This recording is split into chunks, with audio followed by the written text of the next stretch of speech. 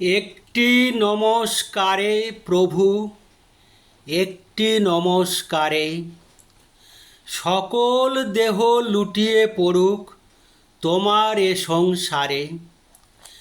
ঘন শ্রাবণ মেঘের মতো রসের ভারে নম্র নত, একটি নমস্কারে প্রভু, একটি নমস্কারে। সমস্ত মন পড়িয়া থাক তব ভবন দ্বারে। নানা সুরের আকুল ধারা মিলিয়ে দিয়ে আত্মহারা, একটি নমস্কারে প্রভু, একটি নমস্কারে। সমস্ত গান সমাপ্ত হোক নীরব পারাবারে। হংস যেমন মানস যাত্রী, তেমনি সারা দিবস রাত্রি, একটি নমস্কারে প্রভু, একটি নমস্কারে। সমস্ত প্রাণ উড়ে চলুক মহামরণ পারে। কি অপূর্ব সুন্দর গান! কবিগুরু রবি ঠাকুরের ভীষণ সুন্দর গান। তিনি প্রভুর কাছে এক আকুল প্রার্থনা করেছেন যে একটি নমস্কারে সমস্ত মানুষ, পৃথিবীর সব মানুষ যেন এক হয়ে, হংস যেমন মানস যাত্রী তেমনি সারা দিবস রাত্রি, সমস্ত প্রাণ উড়ে চলুক তো মহামরণ পারে। অপূর্ব সুন্দর গান।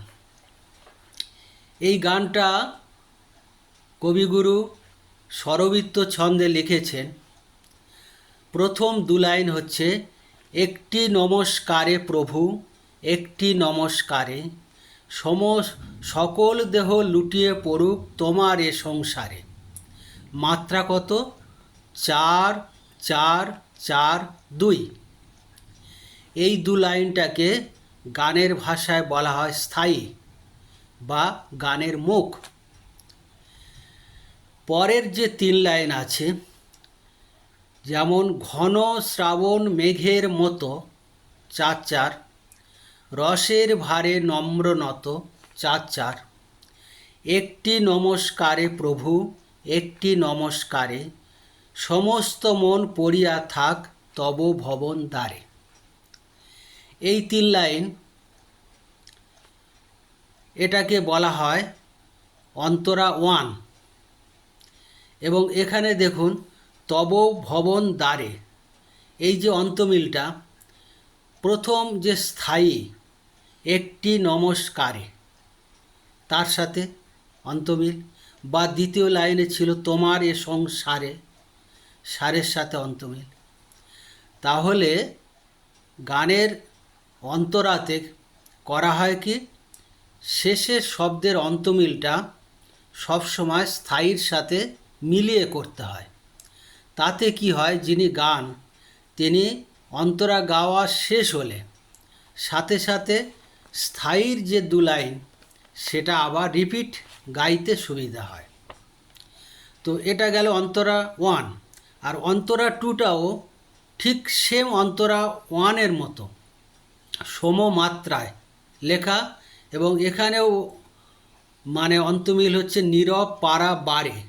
এই এর সাথে আবার সেই প্রথম যে স্থায়ী তার সাথে অন্তমিল। আবার এখানে 3 নম্বর যে অন্তরা, সেটাও তাই করেছেন, সমস্ত প্রাণ উড়ে চলুক মহামরণ পারে, মানে ওই স্থায়ীর সাথে অন্তমিল রেখে। তাহলে এই গানে আমরা কি পাচ্ছি, প্রথম স্তবকটা হচ্ছে স্থায়ী, আর পরপর 3 লাইন করে একটা করে স্তবক। প্রথম স্তবকটা হচ্ছে অন্তরা 1, তারপরে স্তবক অন্তরা 2, আর তারপরে স্তবক অন্তরা 3। এখানে কিন্তু সঞ্চারী নেই। আমরা অন্য অন্য গানে দেখেছি যে স্থায়ী লেখার পরে তিনি অন্তরা 1 লেখেন, তারপরে সঞ্চারী লেখেন। আবার তারপরে অন্তরা টু লিখে গান শেষ হয়ে যায়। কিন্তু এই গানের ক্ষেত্রে সঞ্চারী নেই, স্থায়ী আছে দু লাইন আর 3 লাইন করে অন্তরা 1, অন্তরা 2 এবং অন্তরা 3। এইভাবে তিনি, এই গানটার নাম হচ্ছে শেষ নমস্কার। রবি ঠাকুরের গানের নাম শেষ নমস্কার। কি অপূর্ব সুন্দর গান।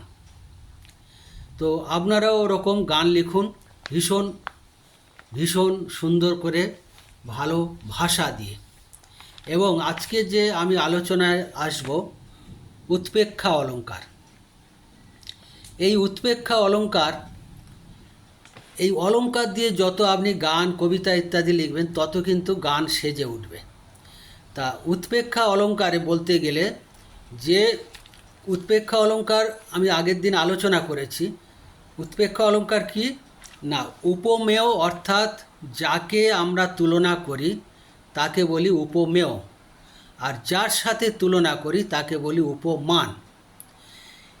যখন আমরা একটি বাক্যে উপমেয় এবং উপমানের মধ্যে দেখি প্রবল সাদৃশ্যের জন্য কে উপমেয় এবং কে উপমান, এটা বোঝা যায় না।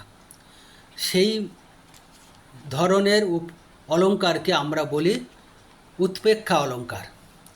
তো এই উৎপেক্ষা অলঙ্কারকে আমরা দুটো ভাগে ভাগ করেছিলাম, একটা বাচ্যোৎপেক্ষা আর একটা হচ্ছে প্রতীয়মান।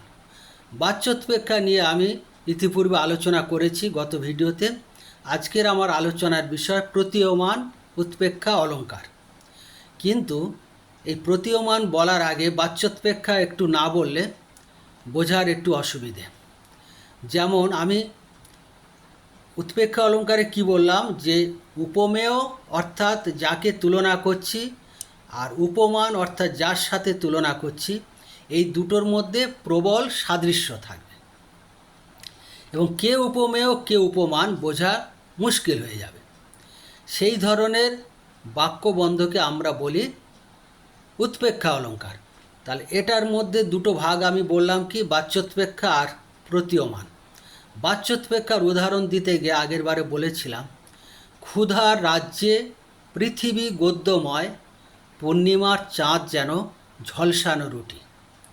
তাহলে পূর্ণিমার চাঁদ যেন ঝলসানো রুটি, তাহলে কার সাথে তুলনা হচ্ছে? পূর্ণিমার চাঁদ এবং ঝলসানো রুটি, দুটোই তুলনার বিষয়। কাকে তুলনা করছি, পূর্ণিমার চাঁদকে না রুটিকে, সেটাই সংশয়। এবং এখানে একটা সংশয়সূচক অব্যয় আছে, দেখুন, পূর্ণিমার চাঁদ যেন, সংশয়সূচক অব্যয় হচ্ছে যেন, যেন ঝলসানো রুটি। এই যেন শব্দটা থাকলে আমরা কি বলি? বাচ্যোৎপেক্ষা অলঙ্কার। আর যদি যেন, জনু, বুঝি, মনে হয়, মনে গণি, এই ধরনের যদি অব্যয় থাকে, না থাকে, তখন আমরা বলবো প্রতীয়মান উৎপেক্ষা অলঙ্কার। আর ওই যেন, জনু, বুঝি, মনে গণি এই সবগুলো থাকলে তখন হবে বাচ্যোৎপেক্ষা। আর এইটা যদি না থাকে, অর্থাৎ এই এই সংশয়সূচক অব্যয় যদি উজ্জ্ব থাকে, তাহলে তাকে বলবো প্রতীয়মান উৎপেক্ষা অলঙ্কার। তো আজকের আমার আলোচনার বিষয় প্রতীয়মান, অর্থাৎ ওই যেন, জনু, বুঝি, মনে হয় এই সংশয়সূচক অব্যয়গুলো উজ্জ্ব থাকবে। তাহলে আমি একটা উদাহরণ দিলে প্রতীয়মান উৎপেক্ষা অলঙ্কারের বিষয়টা বোঝা যাবে। যেমন হচ্ছে, মাধবী জননীর দৃষ্টি সমুদ্রত বাজ। কি বললাম? মাধবী জননীর দৃষ্টি সমুদ্রত বাজ। তাহলে কার সাথে তুলনা? মাধবী জননীর দৃষ্টির সাথে সমুদ্রত বাজের তুলনা। মানে দৃষ্টিটা এতই তীক্ষ্ণ, এতই কটাক্ষ, যে সমুদ্রত বাজের মতো, বাজ বজ্রপাতের মতো। তাহলে কাকে তুলনা করছি? সমুদ্রত বাজ না জননীর দৃষ্টি? এইটাই আমাদের সংশয়। এবং এখানে কিন্তু সংশয়সূচক শব্দ নেই। আমি বলতে পারতাম যে মাধবীর জননীর দৃষ্টি যেন সমুদ্রত বাজ, তাহলে যেন শব্দটা এই বাক্যে নেই। আগের বাক্যে আমি যেমন বলেছিলাম যে পূর্ণিমার চাঁদ যেন ঝলসানো রুটি, তাই যেন শব্দটা ছিল, তাই ওটা হয়েছিল বাচ্যোৎপ্রেক্ষা অলঙ্কার। যেহেতু এখানে যেন বা এই ধরনের কোনো মানে সংশয়সূচক অব্যয় নেই, তাই এই বাক্যটা হচ্ছে প্রতীয়মান উৎপ্রেক্ষা অলঙ্কার। তাহলে এখানে তুলনা হচ্ছে মাধবী জননীর দৃষ্টি, তাহলে একেই তুলনা করছি, এটা হচ্ছে উপমেয়। কার সাথে তুলনা করছি? সমুদ্রত বাজের সাথে, তাহলে সমুদ্রত বাজ হলো উপমান। আর যেহেতু সংশয়সূচক অব্যয় নেই, তাই এটাকে বলছি প্রতীয়মান উৎপ্রেক্ষা অলঙ্কার। তাহলে প্রতীয়মান উৎপ্রেক্ষা অলঙ্কার কখন বলবো? না, যাকে তুলনা করব তাকে বলি উপমেয়, আর যার সাথে তুলনা করি তাকে বলি উপমান। এবং দুটো উপমেয় এবং উপমানের মধ্যে এতই সাদৃশ্য থাকবে যে কে উপমেয় কে উপমান এটা বোঝা যাবে না।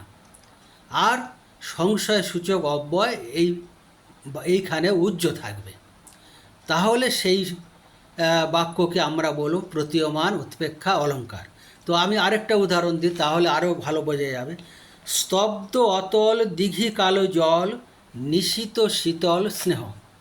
মনে পড়ছে, এটা রবি ঠাকুরের খুব সুন্দর কবিতার অংশ। স্তব্ধ অতল দিঘি কালো জল, নিশীত শীতল স্নেহ। কি বললাম? স্তব্ধ অতল দিঘি কালো জল।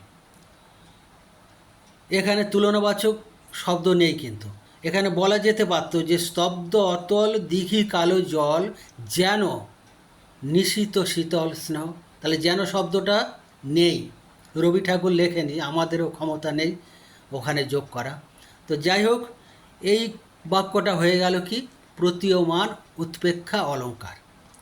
কিন্তু দিঘি কালো জলকে নিশীত শীতল স্নেহের সাথে তুলনা করলাম, না নিশীত শীতল স্নেহকে দিঘি কালো জলের সাথে তুলনা করলাম, এটাই সংশয়। এই ধরনের সংশয় হলে মানে কে উপমেয় কে উপমান যদি বোঝা না যায়, তখন হচ্ছে উৎপ্রেক্ষা অলঙ্কার। আর যদি সংশয়সূচক অব্যয় উজ্জ্ব থাকে, তখন প্রতীয়মান উৎপ্রেক্ষা অলঙ্কার। তাহলে এখানে সংশয়সূচক অব্যয় উজ্জ্ব আছে, সুতরাং প্রতীয়মান উৎপ্রেক্ষা অলঙ্কার। এবং স্তব্ধ অতল দিঘি কালো জল, দিঘি কালো জলটাকে আমরা তুলনা করছি, তাহলে এটা হলো উপমেয়। কার সাথে তুলনা করছি? না নিশীত শীতল স্নেহ। রাত্রের নিশীতে, মধ্যরাতের যে শীতল স্নেহ, সেই শীতল স্নেহের সাথে তুলনা করছি। তাহলে শীতল স্নেহটা হলো উপমান। তাহলে এই যে বাক্য, এই ধরনের বাক্যকে আমরা বলছি প্রতীয়মান উৎপ্রেক্ষা অলঙ্কার। কি সুন্দর উপমা, হ্যাঁ, তুলনা করা যায় না। তো আমি আরেকটা উদাহরণ দিয়ে আজকের আলোচনা শেষ করব। কি পেখুনু নটবর গৌর কিশোর, অভিনব হেম কল্পতরু মঞ্চরু সুরধ্বনি তীরে উজর। কি বললাম? কি পেখুনু নটবর গৌর কিশোর, অভিনব হেম কল্পতরু মঞ্চরু সুরধ্বনি তীরে উজর। এখানে গৌর কিশোর কার সাথে তুলনা করা হচ্ছে? কল্পতরুর সাথে। কল্পতরুতে আমরা কি দেখি? যে যা চাওয়া হয় তাই পাওয়া যায়। তেমনি কোনো এক ভক্ত, তিনি গৌরকিশোরের কাছে গিয়ে দেখে এসেছেন, এসে তার আরও সঙ্গী সাথীদের কাছে বলছে যে আমি কি দেখলাম, গৌরকিশোরের কাছে যা চাওয়া যায় তা পাওয়া যায়। অর্থাৎ তিনি কল্পতরুর মতো। তাহলে এখানে মতো শব্দ কিন্তু নেই, তুলনাবাচক শব্দ নেই, দিলে দেওয়া যেত, কিন্তু তখন আমাদের ওটা মানে বাচ্যোৎপ্রেক্ষা অলঙ্কার হয়ে যাবে, প্রতীয়মান হবে না।